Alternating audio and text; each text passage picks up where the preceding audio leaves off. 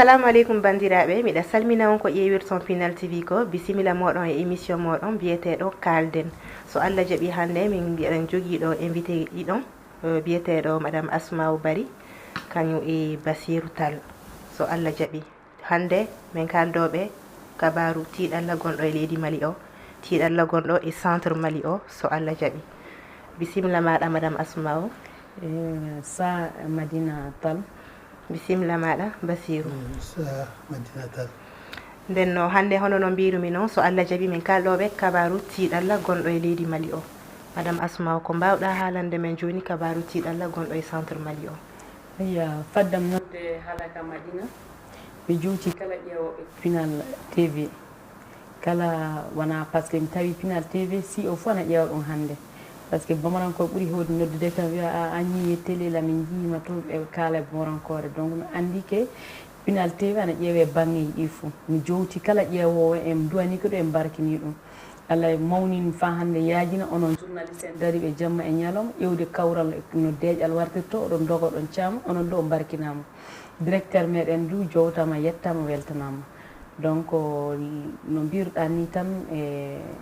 hande no sa ƴeewi leydi ndi worri leydi ndi yalti no worruno arande ni saabi hande sa ƴeewi yimɓe meɗen ɓe e homo fuu accirta ko Allah hollete nulaɗo Allah arande sa yettike no pullo tan a wi ɗo accir ko Allah accir nulaɗo Allah wiya wallay nani jaaɓi fey so mayan yoppama wakkati mum o kono hande ɗum fuu yalti hande ndimaku men o jaati se en ƴeewi ɗum en tawan ko heewi ɓoytike e muɗum donc hono gatten kina jiccitoɗen caggal men seeɗa ƴeewen mawɓe meɗen wellinoɓe ɓe koɓe gonduno koɓe galno koɓe acci koɓe gaɗi sen gaɗi par ce que wiyete hande démocratie gonɗen yo gonga démocratie gonɗen leydi ni no wuliri hande ni en ƴeewan yewte ɓe kiɗɗe meɗen seeɗa kiɗɗe men woni hoɗum fay denɗirago o ana tawa e kiɗɗe meɗen nde arande so denɗo wari surima tan a jaɓan so baylo suri pullo jaɓan kono so barinke cooso e sidibenke cuuri ɗum jaɓan talsinkoɓe ɓeɗo yo noon fo denɗiraɓe gotuɓe donc ɗum fuu yalti hannden leydi ndi so gonga Allah centre men to ana wuli hannden fa ɓuuri kaddi wala joddiɓe jamma e ñalawma gilla e duuɓi fay goto andande ɗum fuɗɗi fa warde hannde fof ana wuli ɗon kam hawrede kam wonko woni toon jokan ƴewten hono gatten donc hono gatten o en ƴeewan fa hannde miɗa andi ni juuɗe cuuɗiɗe ana caggal to juuɗe cuuɗiɗe woni hoɗum wona to pulako to wona to joddaɓe ɓen par ce que masina won hen gondo won hen guereji fuu won hen quoi sa ƴeewi yimɓe hayre won fuu ana joddaɓe donc hono gatten so ɗum jalɗi ɗum waɗa min ga ko jiimi tan nambodiren juuɗe ene joddiɓe hoddiɓe meɗen par ce que laamu ka en ji wala toon donc so laamu wala enen gonɓe toon ɓe enen jafodirto nambodiren honno gornoɗen arande ni nanden jaltiden arande ko waɗeteno o pulako fuu ɓaleɓe gaɗananno ɗum en pulakude ko heɓɓe fuu jalto ha ɓaleɓe mumen soɓe laati seɓɓe soɓe laati borankoɓe soɓe laati haaɓe soɓe laati koroboroɓe ko ɗum laati fuu ɗum joddiɓe hande kay fay ɓamgurgol waɗi fulɓe naati si o fuu toon kamɓe ɗo ɓe ɓami siji pulɓe ɓe fuu toon hande donc hande fuu ɗum ɓuuri jiiɓade arande fay ɗum wala no kabar dewgal wala hen hande noon alhamdoulillahi ɗum fuu ɗum waɗi donc mi haɗan ɗo e fuɗɗorde débat o mi hokkita haala ka journaliste. Ok. Basirou Tall bisimilla maɗa faham ko mbawɗa beyɗude e ko Asma'u Bari wi joni. Eyyi so haala sele sownede tan a filliti toon ko haalano ko mi yetti Allah e wondude e moɗon hannde jowtude on salmina kala ƴeewo e kettintoɗo haala ka fay so nani e hunko jananko jowtude TV o jaati e golloɓe mum fof tere sere wala hen mi herna e fay goto iwde e directeur yaade e planton o weltade kasen e wondude e moɗon so wiyama Pinal pulako so pullo ñaƴira e ɗum wala ko ñaƴirta o joni no kabaru ko joƴƴinen ɗo honno kabaru tiɗalla gonɗo centre Mali e kabaru gonɗo ley Mali o e kabaru gonɗo e aduna hande o e goɗɗum wala hen so wona neɗɗo anda tan ko woni so neɗɗo andi ko woni wonko a jaɓata wadde o ɓiyan o adike kan e ko haalete fof o haali min ɓoydude hen tan ɓinngu adama ko yahata so wona yimɓe renta so yimɓe renti ɗum woni ɓinngu adama ko so yimɓe renti ɓamdi rimdi waddi fuu so goɗɗum wari naati hakkude mon so wona jeeƴo ɗon ko gonɗon ko so anduno to jaaton to so neɗɗo anda e ɗo iwi ɗo to jahata to wembete joni wala ko woni toon joni sona fa joni min kalde e jama o ɗo heeɗo min kokkodira hakkillaji ala ɓe mbirta ɗo ɓe gonno ɗo soma keɓa fuɗɗude lawol konngol yo Allah rena en rena leydi ndi nden no madame Asma'u Bari aɗa andi so tiiɗalla naati leydi fuu rewɓe du wonko heɓirta ɓe nden no joni an a debbo leydi Mali ɗo en nema ɗi centre o to hono hen mbawɗa sifirde e inde rewɓe wonɓe to en nemi alhamdulillah Madina ko ɓuri fuu ɓadade mi yeggiti bappaña kanko yo babbanno Bachir yo babbam par ce que kanko e babbam ni ɓe gaadi mo wara fa galle yiide ɗum ɓe wurno nden mi ñanta e mawnamo hakkude maɓɓe en jetti Allah wakkati goto en nanino o nangganoman o warte juuɗe meɗen omo selli omo reeni min jiirumo ni ɗum miɗo welti en jetti Allah yo Allah danne hono mum kase miɗo waɗanamo duwa o min jaati bandi ko debbo goto ana golla banque to on jamma e ñalawma mi ɗantako noddan kan tan yasma imme dare miɗen payi jikka men Allah miɗen payi jikke mon maɗa mo wiya madame Sarmoui ono wiyeteno Tall donc so ɗum ɓenni rewɓe ana jogui rôle mawɗo ley hen par ce que ko rewɓe jogori hen rôle mawɗo de so ɓiɗɗo warama yo ɓiya so gorko warama goro so babiraɗo warama yo baaba donc probléme o foof sa ƴeewi rewɓe ɗum ɓuuri torrude hannden dina heddiɓe ɓe par ce que probléme o foof hannden rewɓe ko ɗum dari siiji ɗi fuu so haaɓe ɓe mbarama rewɓe ɓen ɓurata torrade so fulɓe ɓe mbarama rewɓe ɓe ɓurata torrade par ce que sa ƴeewi hannde minen rewɓe ɓe torra o fuu hannde minen dooni par ce que hoɗum minen dooni so wayete minen mboyta so ɓerɗe bonami ɓerɗe amen mboyato gorko kay ɓernde mo yoori hannde ka minen noon ɓerɗe debbo wawa yorde fa na taggue hay ko jiɗumi du il faut que rewɓe jati gaɗa impliqué e majjum rewɓe ɓuuri wawande fay dina worɓe hannde ɗo jottiɗen ɗo par ce que debbo kañum rimi ɓiɗɗo gonɓe ladde ɓen ɓiɓɓe men amen tan wonɓe mi andi wonɓe mi anda ko laati fof debbo rimi ɓe ɓe gaɗa fi Allah e nula ɗum soɓe daari haaɓe soɓe daari bamaraɓe soɓe daari koɓe daari fuu ɓe acca ɓe nangodira iwde Youssouby Toloba yaade Hammadou Koufa ɓe acca ɓe cawro ɓe accira ni joka leydi ndi yurminike sanne minen rewɓe ñaagade ɓe tan min mbawi so minen ga feyi so miɗen mbawi yiide ɓe du so tawini message amen wawi yettade ɓe miɗen jiiɗi yiidude e maɓɓe min joddo e maɓɓe kanko Hammadou Koufa min joddo e Toloba ɓe acca hunde nde joni ka yimɓe ɓe kalda e yimɓe maɓɓe wonɓe ladde ɓen kañen du ƴeewa leydi ndi hannde no woni ni ndi yurminike ƴeewe tan hannde fay raneɓe ɓe ana woni hannde contre meɗen so tawi enen ɓiɓɓe leydi rimdaɓe enen woni ƴiiƴam goota en donki hawrude ɓaleɓe raneɓe gaari keeɓi annino sagumi e meɗen kañen du anni piira en guéreji fuu hannde donc enen rewɓe minen immoto daro kalda e bandiraɓe amen worɓe min kalda e babbiraɓe amen min kalda e ɓikkoye amen min kalda e mawraɓe amen mi ɓe nana arande so bandiraɗo debbo naniɗo haaɓo woni kañum bandiraɓe worɓe mum kañum ummoto yaaso timmino haaɓo bandiraɓe mum worɓe homo fof so yi bandiraɗo debbo tan guita mum yaltan gonɗi ɗum mi andu noon yurmede e hinnere tellement que debbo ana yurmini so wari watte hunko mum ko hunde fof ko debbo watte hunko muɗum moƴƴat ɗum mi andu noon donc minen ka fa hannde miɗen keddile hen du miɗen jogui walde mawde hannde Allah woni mawɗo miɗen gondi e majjum du immade min daro fa hannde noon minen du kunɗe amen he par ce que jaam e deeƴal wawa wartude leydi so rewɓe gattali en kunɗe mumen arande wiyata hay o ka wala ko jaasi e debbo no mais hannde aduna change ke so aduna change ke ko ɓikkoye adama en change o donc minen rewɓe ɗum miɗen mbawi wadde joué rôle mawɗo ley hen par ce que miɗen keeɗa hannde banggal laamu to miɗen mbawi wiide hay mani min gari ɗo maɗa hoɗum mbawɗa waɗandemi minen e koye amen ɗo e famin balle andu hoɗo jiɗɗa min gaɗane toon min gara min jottina laamu ayya miɗen jiiɗi ɗum e ɗum min kawri e mani en ballemi yalla no jamma wartira goɗɗo fuu wawa warde timinde haaɓo ngo e leydi ndi sona ene ɓiɓɓe malien ɓe so wiyama ministre ma no wawi ɗum fenade on jii duuɓi mabɓe jettinaji jeenayi hannde kamɓe ngo timmali noon barkan wawa timminde goɗɗo fuu warta timminde enen ɓiɓɓe mali ɓe jottoto so kalden kawren e dow goota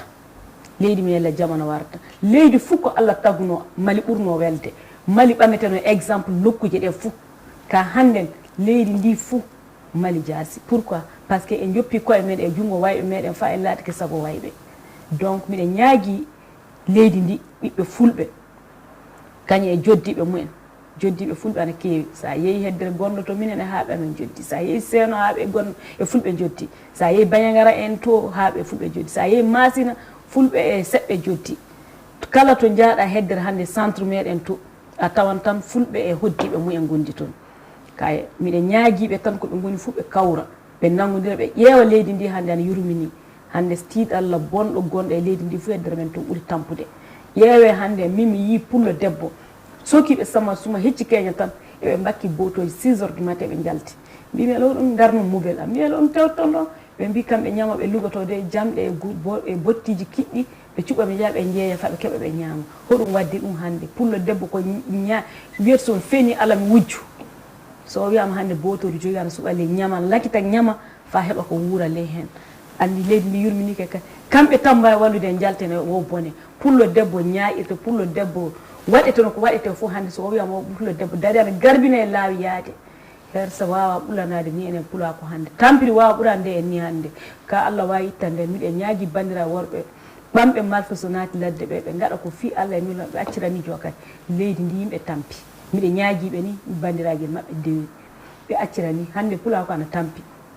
siji ɗi fa ana tampi de mais wallay wonko pullo dimo handa ko jiimi ko welali kam ɗum ñaaguimiɓe ɓeddugaji sa yi hannde so wiyama dongo sa yi eɓe caama ɓe piira dow hen fa kamma min kam seeli hawrede don waɗete fe min gara mi kokka tan min kam witta fati fiiri ne waɗa yeesam ko pullo hersiranno hannde ɗum pullo ñaƴirto donc miɗe ñaagui tan ɓe immoɓe darano haɓo ngo wawir timmude ɓe kokkodira juuɗe ɓe mbiya ɓe joppi malfeɗe minen kam ɗum tan mi ñaaguiɓe hannde siiji ɗi fu ɗum min ñaagui miɗa haala e contrôle bappañam e Agibou Basirou Tall donc on jowtama ok Basirou Tall hono no Asmao Bari wiri noon min nani min jii e réseaux sociaux ngaji ko watte bañagara ko iko waɗa to ko hoɗum mbawɗa haalande min kabaru muɗum bon haala ko ko wala hen joni noon haltude haala lobbo goto koyɗe ujunere santé haalde haalaji ujunere tawi nafa wala he ko ɓiya debbo wi ko ɗum tan no dowuji garaɗi jabama tan so Allah newni en tawodira ɗo hannde goɗɗum walana hen sona ɓeyden duwaw noko fuɗɗo jaam wala moƴƴere wala ɗo moƴƴere wala fof hinne wala so hinne wala ne halkare jukki Allah dande sarri muɗum joni bañagara kowoni bañagara kowoni centre région o fof yo gotum ɓiɓɓe adama immiɓe tan ko immiɗeɓe ko men anda joni goɗɗum walana men ko ƴaɓɓi sa sele haltude ko ƴaɓɓi tan a ɓeydan ko ƴaɓɓi ko kay joppen ya yimɓe fof yafodira kamɓe wonɓe ladde ɓe wonɓe le geeni ɓe nano haala kay mo nanta haala ka fof sawro saabu Allah ñoppo malfal malfal wona jaadodimo malfal hana yaltude so Allah waɗa e ga yimɓe ñaƴira malfal ley saare ma ñaƴira malfal ley ladde arande soɓe nani malfal mine kay ey jaadu towtode jawle mum ni na jaadu towtode e ñaabi mum ngam malfal yimɓe alhamdulillah rabbil alamina so neɗɗo yi ɗum nodda Allah kasen Allah yurmo en yaafo en yurfina o baasi caggal kamɓe wonɓe hen ɓeɗo ɓe ñaageni ɓe ƴeewa saabu Allah ɓe ƴeewdo ɓe gorrini joppa inne joppa babba joppa miña joppa bannama debbo joppa gendema joppa ɓiya jaaldi e ladde a jogui malfal homo e kaɓata mo kawɗa fof yo neɗɗo siima yimɓe fof goto to Allah toke o mais so en gaɗi ni malfeɗe naati joni no bone o ka wari goto fof yi hande fa goto anda ɗo ɗum haaɗi ɗum nden haaldude e mabɓe tan soɓe kettinike na soɓe nani ɓe cawro saabu Allah e nelaɗum ɓe jokka malfal ɓe mbirfa e cuuɗi ɓe gurden no gurduɗen arande ni jokkodira no jokkodirɗen arande ni neɗɗo so ñammini bamum waɗa ko boni koy a tawi bama e babma e babma jokkodiri en ɓamodiri en ndimodiri e indodiri se mayi yanal wotere jaate lamour mi a yahata gal lamoura mi yahata lamour ma so kurtuma wari mi yahata kurtuma so kurtuga mi wari a warta kurtuma wiya en dargue fa e mbawa fewtodirde ana yurmini Allah dande sarde mum tan ko jogimi haalde hen tan ko woni to ko ana boni ana boni ana boni yimɓe miijo seeɗa tan ko boni wooɗa ɓi adama lobbo ana walla sakike mo e hunde fof sowona e haɓo sa wali sakike mo e haɓo haɓo ko timmata saabu ko timmi ɗum tan kersuɗo Allah dande sarde muɗum maintenant e hakkille maɗa est ce que disposition ngaji ɓamama est ce que autorité malienne en yimɓe woɓɓe wiɓe walloɓe Mali est ce que ɓe ɓami disposition koɓe hani ɓamde? Bon, won disposition ngaji biyaɗi ɓamama, won disposition ngaji jukkanɗi ɓamede, won disposition ngaji ɗo gonɗi en vue ana landini warda hedde ka taf. Mi e hooran wonɓe kalduɓe sellankoɓe wiɓe an walla kan yalla jamanu warte leydi hay ɗum yo moƴƴorno par ce que soko ƴaɓɓi ko ƴaɓɓi tan yimɓe yafodira autorité kay kalta haala muɗum so autorité tan wonɗo so tawa ɗo gonɗen ɗo région men o ko autorité jatoɗo ko wala ɗum yottinen ɗum yottiɗon o yimɓe woɓɓe no ana tinni hono hewɓe wontoɓe e juuɗe mum lotata caggal mum ɓe ana anniyi fa waɗa moƴƴere yalla haaɓo ko ana gotta ko goto fuɗɗo wardata o warduɓe ONG ngaji o warduɓe kabaru service ngaji étatique won towtoɓe fa hande yimɓe yalla ana heeɓa lawol wallaɓe min woye ɓen nodduɓe ka yalla hono gatte fa ballodira yalla jamma ana warta minen gode taccude dabareji so Allah newnani en ɗum laatike sababu lobbudu moƴƴi jamma o warta mbeɗa miira kay sabi Allah subhanahu wa taala ɓe haala ɗo hono naati lawol dina tan watta e hunka Allah wi ko waɗi fuu kañum waɗi yeeso mum waɗi waɗa e caggal makko ɗanaki koko mawa o ɗanaki nden ɗo kanko Allah o ñaagede nde bono waratno nde anda no warta ñaagoɗomo yalla bonade wadde ɗumere tawi anda ɗo yarata ɗum wa inna ma al-usri yusra kala tiiɗala gar moƴƴere jokkata caggal muɗum yo Allah won caggal bono o moƴƴere meɗen e jaam meɗen on so jaari toon ni vraiment min pay kay mbiɗa miiji moƴƴere wara jaam o wara a yimɓeɓe ni haaldete fa hannde ko haala moƴƴinaa fof haɓo moƴƴinta haala moƴƴi madame Asma est ce que sensibilisation ana waɗe e centre Mali o yalla e Joppamal Faye? wallay sensibilisation ana waɗa hakke ko haani waɗede ɗum fay min Asma koyɗe tati miɗa ya waɗoyde to sensibilisation nde wotere mi noddi fulɓe e haaɓe fof mi joƴƴini le mutti mi haaldi e maɓɓe gilla ɗum ɓettino yimɓe mbayri mayirde hono no waɗi ko waɗi jonni nokkure nde hono e ndolo na wona ndolo mbiyatmi e hono nokkure bayegara nde songo gilla min naɓi ɓe ñande muɗum min kaldi nden Demba Yata Sawi waɗi min financé min jeeyi toon Allah waɗi ɗum ɓe notike min fa woɗi ñande muɗum min kalde maɓɓe ɓe mbi wallay ɓe nani ɓe jaɓi mbimi hay jonni ana ɓami malfal a huccite o a felli a wari o wala ko keɓata kanko ɗo ɓami malfal huccite o fellima o wari ɗum wala ko nafoto mbimi yalla ɓe jiyali ko mayɓe ɓe mursa tan laatani ɓe naɓe mbi wallay ɓe jii mbimi haaɓo so gaɗɗon duuɓi temedere oɗon kaɓa on caktirto garo joɗɗon kaldon kawron timmi noon haaɓa ngo ko saabi ɗum nde ndomo fa on fu timmonde mbi o garan joɗɗon kaldon ɓe mbi wallay gonga mbimi nafa wala e haaɓo no bappañam wiri joni tan numsa tan woni e haaɓo a bara gañuɗo wala e haaɓo perde tan woni e muɗum donc so ɓe andi ɗum fadde ɓurde ni bonde ka boni handeke joni no fadde ɓurde ni ɓe acca tan ɓe jaafodira no wirini ko waɗi ndiyam yuppike ɓottatako ko wellike joni noon ko warata ko ɗum kaɓante ɗen hono gatten fa keɓen hande no jaam e deƴere nde warta e wuuro ngo goɗɗo wawa warde no mbirmi ni tan ko goɗɗo wawa warde moƴƴina enen rimaɓe rimdaɓe bada ɓe tan enen mbarta joƴƴinade timminen haaɓo ngo goɗɗo fo wawa garɗo fo kañen janjina haaɓo ngo par ce que yogaɓe ley hen guure mum woni ley hen nafa mabɓe ɓe ƴeewato donc so haaɓo ngo timmi wonɓe mbawa kasi ngala no gaɗa aduna mumen no par ce que nafataɓe donc ɓe gatta fo ɓe janjinan donc enen jiyete gonɓe laamu mottiɓe région fo man wonno Mali ɓe motti ɓurno welde fonctionnaire fof motti tewtanno yaaden commerçant e heɓɓe kalsi milliardaire feccere fof sa ƴeewi motti iwri donc pourquoi fa hande darta gartire motti meɗen no waruno arande motti sa nani kosan sani ɓawa motti wiyano motti nonoɓe motti ɗum tan nanta liɗɗi meɗe yiwata ɗo yaa fa gana yeeyede ɗum waɗa so lawol jati waɗa wiya route du poisson andi wawa wellade ni ñamiri meɗen engrais andaka no tum fe hande ɗo gonmi ɗo maaro motti ñamami hitande fuu so hitande waɗi tewi sowaɗan maaro motti watta maaro meɗen gawri meɗen kosam men liɗɗi men fuu motti joguinono capital Mali jaati miɗo wawi wiide ɗum ɗo économie mum feccere fuu Mali joguino dabaji yoguiɗi en tewmum warato ga donc so wiyama hande ni on mofti bonna fa laati a wawa ƴewde fay hande so wiyama cofal a wiya sodan cofal sana buɗi ujunere a heɓata cofal toon ko cofal ko sotte temedere so yeehi mallemere na temedere deɓe sappo hande warti fay ujunere andi bonike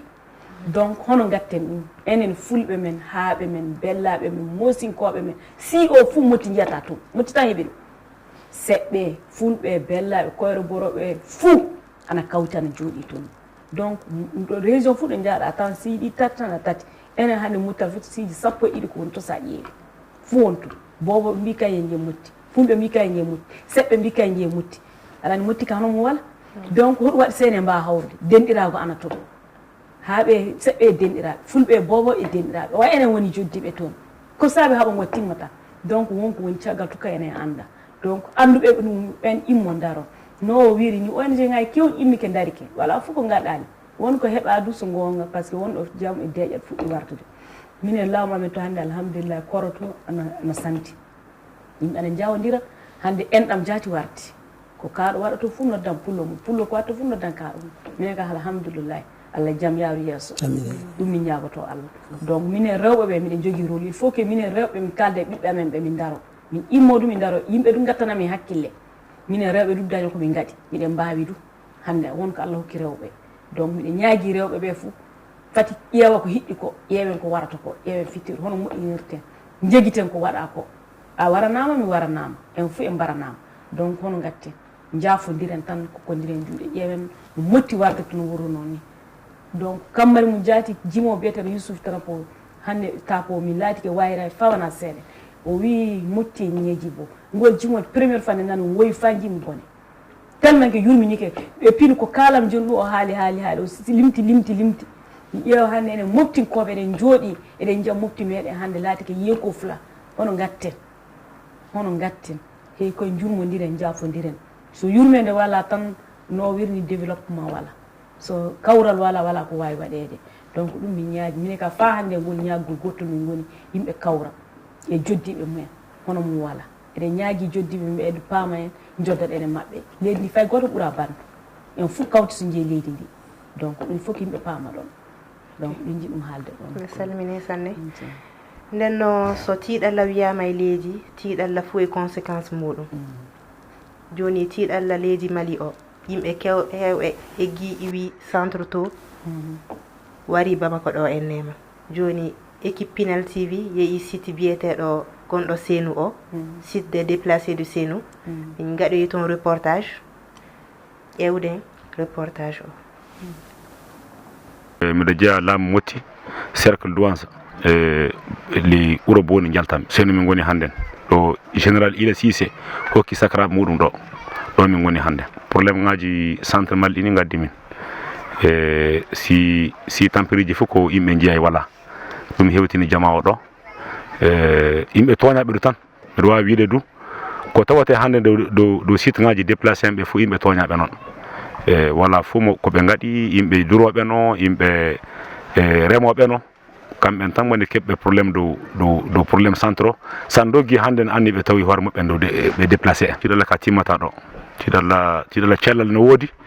tiɗalla jandu sukaɓe ana woodi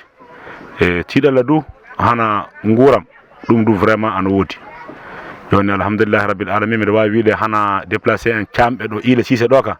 ɓe kana mbawi wiide alhamdulillahi tan par ce que min keeɓi nokkure ɗo laaɓi min keeɓi nokkure ɗo ndiyam woodi ɗum hoore muɗum déjà o ɗum moƴƴere tafon ka déplacé en keewi Bamako tiɗalla fuu no woodi rewɓe no goodi ga joguiɓe sukaɓe ɓe abbara mum ɓe mbuura donc debbo tawaɗo no ley ladde Bankas fay uro Bankas anda hande en tawi hoore muɗum Bamako woni no tigui sukaɓe accimi en wawa yoppide sukaɓe fa gollawa wala fuu no watta so wona o walla tan o ɗum probléme tan noon o tiɗal no woodi ga sanne yimɓe 1297 ɗum woni dow site ɗo hannden ko wadde min Bamako tiiɗallaji gonɗe toon saabu to gaɗɗa visite toon kañe e amen toon ɗum walda gotum saɗa kamɓe to gambari kamɓe e haaɓe wonduɓe maɓɓe gondi minen le laamu amen o kañum e laamu e yimɓe ley ladde e réglement de compte ɗum woni laamu Douansaka min gari ɗo les sitte ɗo ka duuɓi amen tati ɗo wuro dentuɗe ɗo enne wuroji 10 denti ley sitte ɗo wuro fuu ana jogui chef de groupe muɗum tiiɗalla ko min jogui ɗo hande ana heewi ana fanɗi kibaru cella joni ley dogotoroɓe gonɗe cuuɗi ngo lekki wala dogotoro gaɗaɗo fixé golloɗo wala yaade fa sogonu wona yaade fa sage comme Sénou ana tiiɗi tan e dogotorore wotere ana ley Sénou ɗo debbo mawɗo goto ana wontoɓe mi retraite sage femme waɗi feccere suudu makko dogotoroɗo gilla mbi ngari ga debbo fuu dimowo wakkati sami maati hono wiyete mi naɓan ɗum to wakkati o sawra ɗum fay sami ngala kalis faande Allah newnani min fuu min joɓam kanko ɗum o jogani min ngal teddengal yimɓe ana heewi so lekki wala safare wala an tiiɗi sanne cellal ana tiiɗi ha jonno ko jaagotomi so tawi yimɓe ana mbawi wallirinde min dogotoro tawi gonɗo ɗo saabu cuuɗi ka anni cuuɗi anni kake du ana woodi saabu chambre liŋaji tati woni ɗo pharmacie ndu wonga salle de consultation ndu wonga hamin keeɓi dogotoro min keeɓi lekki au moins ana ɓuuri ittude mbuɗu muɗum nde ya watto e les ordonnance ujunaji 5 ujunaji jeegom walla fay ko ñaama pino beetede ƴeewa temedere fa sodana ɓiyumna sodana hono wiyete ko ñaama ana tiiɗori ɗum eyi ɗum ni kalami ko itti ami saɗeguna ɓe liiwi ami ɓe duppi gawri ami ɓe teti jaabaji ami ɗum fu min wala komin doggi ronki ami ɓiyan noon de ɓiya oɗo limito on wayri fay wuddu ɓiyum wofaka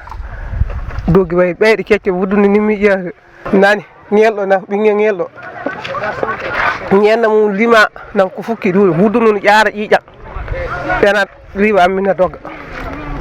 faami waɗi kulo ɗo mi heɓi min doggi idda mi waɗi ɗo mi yiya e bone idda min jooɗi fa ñalawma ñalɗani fof ko tiiɗami somi fayi Allah mi fayi mi lande ko wiya hay min heɓa somi wala gawri kamɓe somi wala maaro kamɓe somi wala nebam kamɓe somi wala sikkoro kamɓe wallay mi liwama mi doggi mi wari mi fangi kulɗo go mi faati Bamako mi liwama dokkum fu mi warda sana mi wari Bamako mi heɓi hen sen mi jaɓɓama hidda mi wari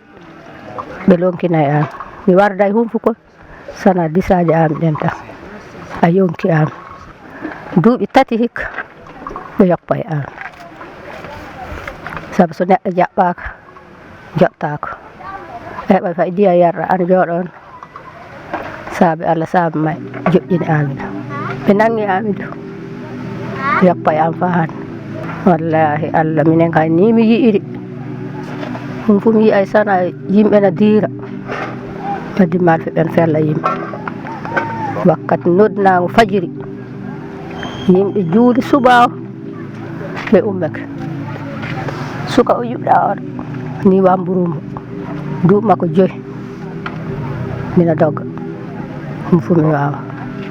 ha mi hewti kullako wallay mi e sukaɓe kam ɓe nani oɗo fu ɓiɓɓe lewɓe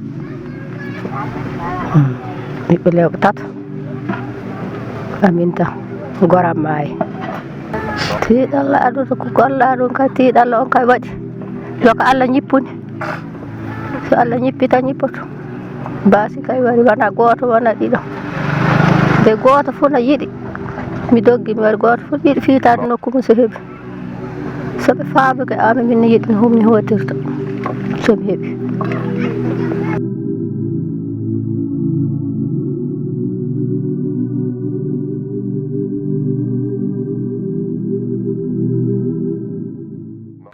haya ɗum wonno reportage ko yimɓe Pinal TV gaɗoyi site des déplacés gonɓe seno ɗon madame Asmaou Bari ko mbawɗa wiide kabaru reportage o reportage o ɗo mbawi wattuɗomo e net leydi Allah fu yiyam tafo ɗiɗawel muɗum min jaati mi ronki faddam haalde miɗo barkina général Ila Cissé min golliti ko heewi mi yewi toon hakke ko Allah wawni min gaɗi min noddi yimɓe ɗum gari nodiki gaɗi ko mbawi neɗɗo mo hoota wuuro mum na rande a wawi wiide o kay haɓugo kay a wawi wiide wonko gaɗɗa fi hunde min gaɗa saɓe kootay tanke soɓe toon faande min ɓeydan haɓɓude kecciji amen tan min immo min daro min ƴeewa komin Allah wawni fu min gaɗana ɓe e ila omo hani waɗanede trophée miɗen du waɗan profité plateau o fami haala kan ɓe jogui walde nde min darni famin kokkat ila mi kokkitan ɗum teddengal waɗani fulɓe ngal sabi won hemere deɓe jogiiɓe leydi ɓe ɓooyile tidde to ɓe ɓamtakano toon e mi ñanden filan trophée noddimo hokkimo trophée ɗum pulako hanno aɗa hokkudemo trophée o fadde filan trophée hokkudemo kono enen pulaku eɗen keewi nda ɗum sanne neɗɗo wona taw mum ƴeewete koko waɗi ko ƴeewete wala ko ila waɗana e pulako hannde par ce que so haaɗi e ɗum jaati wala ko ila woni ko waɗali en mbiyan Ila Cissé général Allah junnu gurdam makko Allah hokko no waɗa so aljanna naata no aduna fof naata no gila aduna par ce que so haaƴe fayi soccude guite ɓe enen gonɗi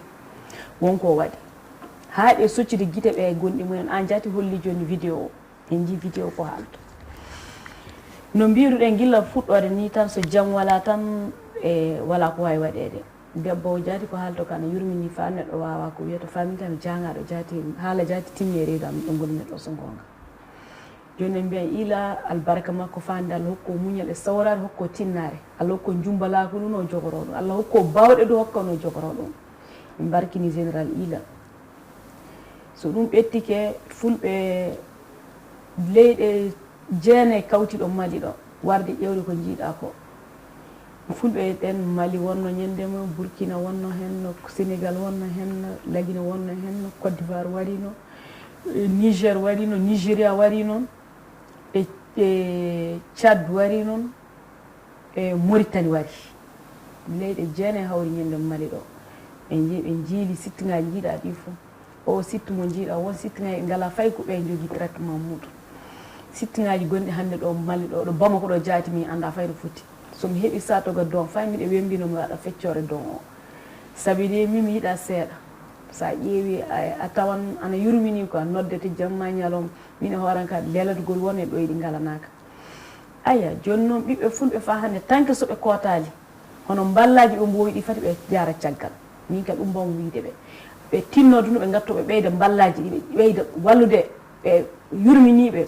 déplacé ka min ɗum wonko jiɗɗum haalan déplacé koye men sukaɓe mabɓe jokolɓe ɓe an toon nantuɓe leeli ciini gollata il faut que ɓe jalta ɓe jiya ɓe golla e hamɓe to ɓe golla par ce que wakkati goto Oumar Dikko mo booni wino min gadda yimɓe sappo deeɓe sappo fo mo jogui société de gardinnage wallahi sittingaji ɗi fof min donkiɓe yimɓe sappo e joyen ley hen min donki or sukaɓe jokol miɗen jeeyi sittingaji miɗen jeeyaɓe toon wala nomin gaɗali donc il faut que jokolɓe selluɓe jalta jeeya gaɗa e golle o golla min jaati won projet goto mo gondumi miɗe wonde maɓɓe pour parler pour que rewɓe ɓe kokke financement ɗo sabuneji e ɓe balle ɓe gonna sabuneji ɓe gonna ko ɓe mbawi waɗande koye maɓɓe ko naftoɓe wiɗen gondi e pour parler miɗe sikka du ko ɓoyata ɗum ɗum biltoto ɗum worɓe ɓen hono anduɓe dabayi ɓen coodene hakke dabayi ɗiɗi na tati jarna tilo jaa jeeyowe gaɗa occupation mumen ɗum miɗen gondi e dogudara muɗum nde ñaaji pula ko fu duwaw Allah wallen no balliren ɓe enen fadde mumen e hotude ɓe anda du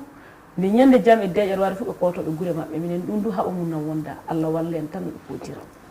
ñaaji Allah Allah ittu ɗum Basiru a ƴeewi reportage joni jaltuɗo o yimɓe hono Ila Cissé en ana hani wallere leydi Mali o jonde hono Ila Cissé en kadi wallude ɗum ko goto fof walliranɓe ɗo Allah wallirmani wona ɗo ƴewde reportage uji no hoya ƴeewede fa gasa ƴewde ɗum hoya jooɗade nokku goto e ciɗɗinan ɓerde mi cittina yimɓe ko yurmini o Ila Cissé ko darani ɗum ko Allah hokkimo ɗum o darano ɗum fa Allah waɗano moƴƴere e mbar jar lobbira ñande lakara ko ɗum minne men duwoto ɗum yo Allah hebbino honno makko e si makko e ñemminoɓe makko e nder aduna e nder Mali fulɓe ka yii joni ga haala tan min kinni fa min keeɓa hen jaam mbeɗa miile ɗo heɓiɗe jaam eko waɗi ko eko woni ko hiilana tinni ana darani pulako o fa goto fof wirfo suudu muɗum wona no wurruno arande kala jokkuɗo e taaɓa e jaaɓal Ila ko pulako o walli pulako ɗo anda honno Ila en ana heewi bawɗo hokkude o on hokkata nangue fuɗi ko fof ko finam ɓornete hande Ila wonto honno Ila en wonɓe toon ɓe yettaki ɓe nodda ɓe ƴeewa soɓe maati ɓe gara hono wonɓe toon ɓe wonɓe ɗo matoɓe so naata ɓe ɗo tinno naata ela pulako ana wirfete simum wototo wonoto wonno ɗum min gullata hande e dowɓuɗo ɗum min gondi par ce que ƴewde o vidéo joni ano yurmini min ɗo gommi ɗo jaati sembe kaldammaɓe ma joni so wona ɗum ko jiimi ko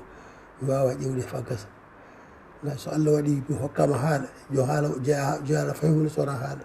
kono nelaɗo wi sallllahu alayhi wa sallam nelaɗo wala haala fof sowona yettinde nelal ngal mi jooɗiɗo ɗo jooɗimi ɗo joni mbiɗa yiyake mi jottino nelal hongal nelal fa jaam warta e leydi ndi pulako wirfa ɗo wonno jonde meɗen wirfa enen e gondiɓe men hiɓɓeɓe yalle eɗen gonna no wuuro no arande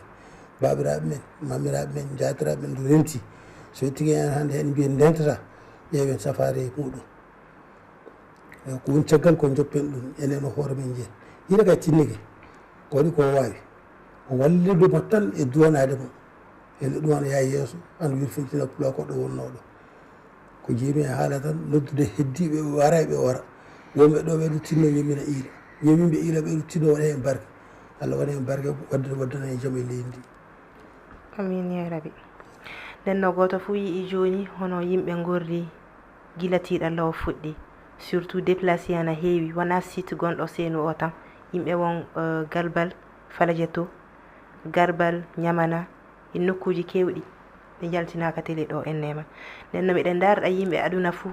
ɗo gonɗa fuu e aduna sa pullo sa wona pullo saɗa yiɗi wallude fulɓe sa walli kammari Allah ballirɗa ɓeɗen darɗa yimɓe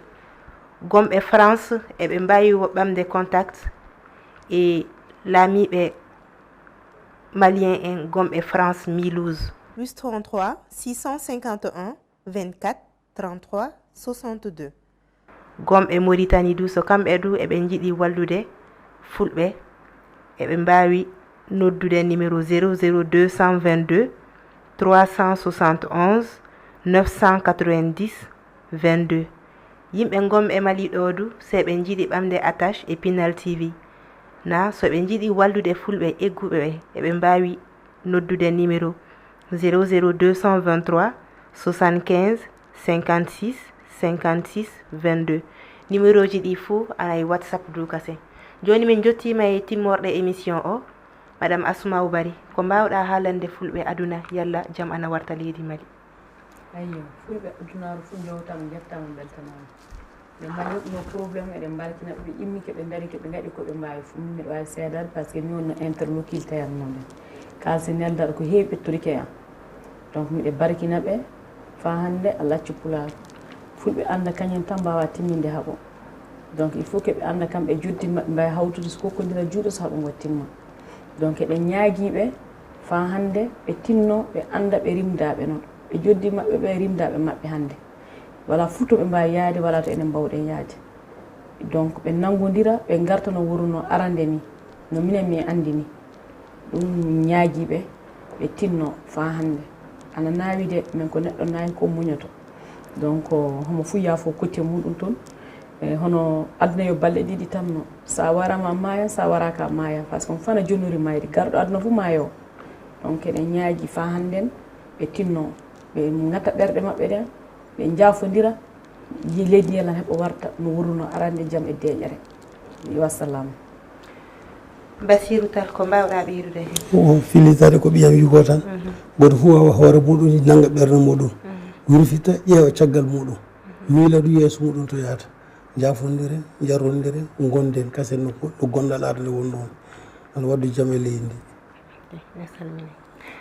ɗum wonno komin joguino ɗo hande e Pinal TV ko e émission moɗon biyeteɗo kalden mbiɗa salmina on e mbiɗa barkina on ko ƴeewirɗon émission o ko yo lanɗo hollu en hono muɗum kasem so Allah jaaɓi Comme nous l'avons dit tout à l'heure dans l'émission s'appelle Kalden. C'est une émission qui parle effectivement de tous les problèmes sociaux, culturels et politiques qui se trouvent actuellement au Mali.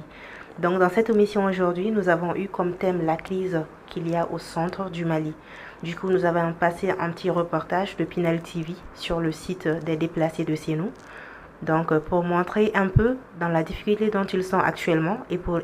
aussi pouvoir aider le général Ila Sissé qui les a accompagnés jusqu'au jour d'aujourd'hui. Donc, ceux qui peuvent être comme bénévoles, les médecins, ou ceux qui peuvent donner des médicaments, ou encore les maîtres qui veulent dispenser des cours, ils peuvent prendre attache directement sur le site de Sénou, soit se rendre à Pinal TV. Donc, ceux qui souhaitent aussi aider cette association, ou même ceux qui veulent faire des dons,